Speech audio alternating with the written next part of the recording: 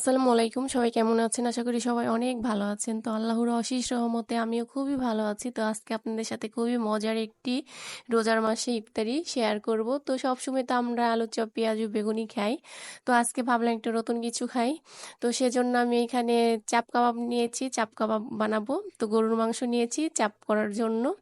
তো বড় বড় পিস করে আমি নিয়েছি দেখতেই পাচ্ছেন। এখন পাটায় নিয়ে তারপর পুতা দিয়ে আমি থেতো করে নিব। খুবই ভালো করে একদম থেতো করে নিতে হবে। তো আলুর চপ পেঁয়াজু খেতে একদম আর ভালো লাগছে না, তো ভাবলাম সেজন্য একটু নতুন কিছু খাই। তো আমি পাঁচমিশালি খাবার খাবো, ধরেন আল ফ্রেঞ্চ ফ্রাই, তারপর নুডলস, চাপ মিক্স খাবো।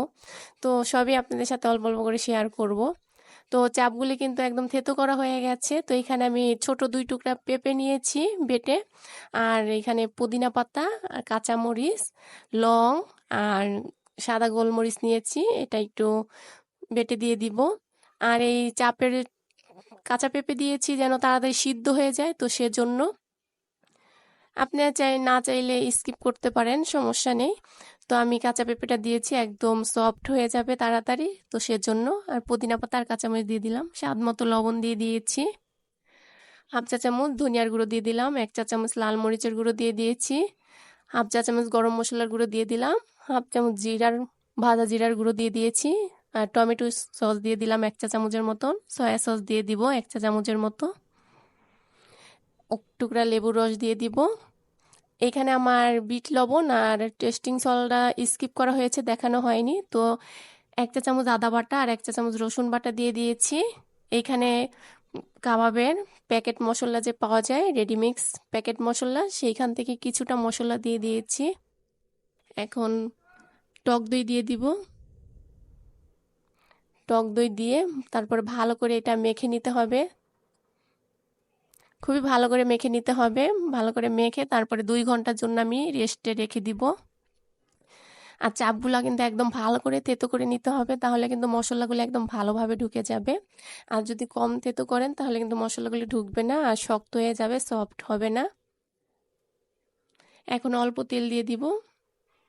তেল দিয়ে যেহেতু ভাজবো, বেশি তেল দেওয়ার দরকার নেই, তেলটা দিয়েছি যেন মশলাটা ভালোভাবে যেন মাংসর গায়ে গায়ে লেগে যায়।